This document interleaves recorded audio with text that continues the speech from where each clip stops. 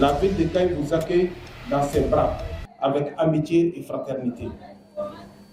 Mesdames et messieurs, la présente rencontre a pour objectif, de façon générale, de célébrer et magnifier la grande mobilisation inédite et historique des millions de Maliens de l'extérieur, de la diaspora, ainsi que des amis du Mali, pour dénoncer des sanctions illégales, illégitimes et inhumaines de la CEDEAO et de l'UEMOA contre le Mali le 9 janvier 2022.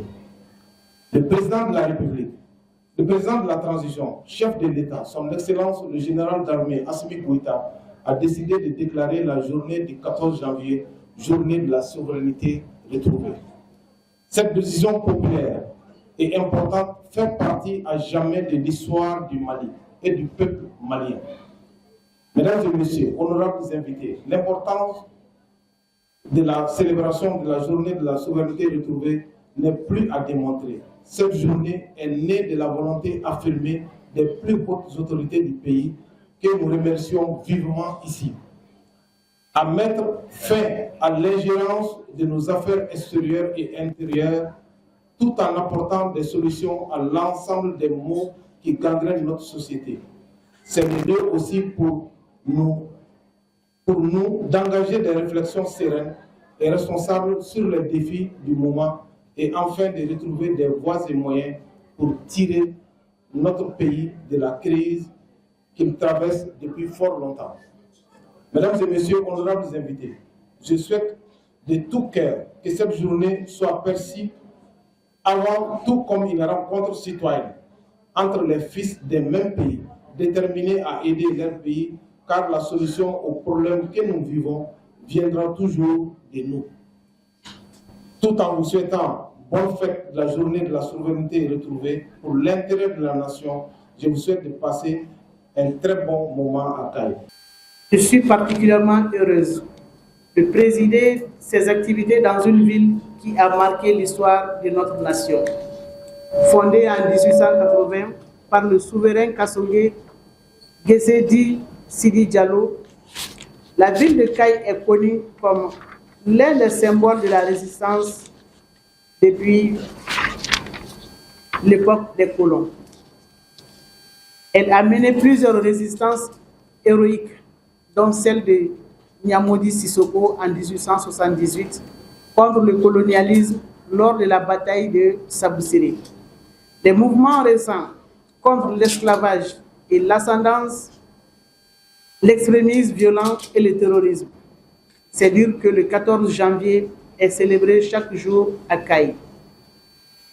Distingués invités, mesdames et messieurs, pour rappel, notre pays a été victime d'un complot international le 9 janvier 2022 à travers des sanctions illégales, illégitimes et inhumaines de la part de la communauté économique des États de l'Afrique de l'Ouest et de l'Union économique et monétaire ouest-africaine. Ces sanctions avaient pour seul but de déstabiliser notre pays en le coupant des moyens de subsistance pour conduire les populations à la révolte. Et Dieu faisant, le bienveillant peuple du Mali s'est mobilisé à l'intérieur comme de l'extérieur avec le soutien inconditionnel des pays frères et amis, je vais dire par là, le Burkina Faso et le Niger, pour qui je vous demande d'applaudir s'il vous plaît. Pour soutenir le camp de la vérité, de la justice et du progrès. Ce camp est celui des autorités de la transition.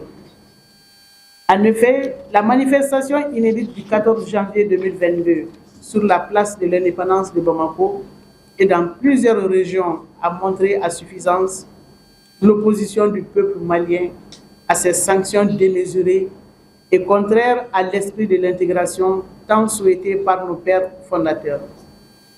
C'est pourquoi, en vue de maintenir cet élan patriotique, l'État a pris l'initiative de cette grande mobilisation du 14 janvier comme journée de la souveraineté retrouvée à travers le décret numéro 2023-0014 PTRM du 13 janvier 2023. Je voudrais à cette occasion rendre hommage Un hommage appuyé aux plus hautes autorités. Le président de la transition, chef de l'État, son Excellence, le général d'armée Assimi Goïta, et le Premier ministre, chef du gouvernement, le général de division Abdoulaye Maïga, pour avoir restitué à notre pays son honneur et sa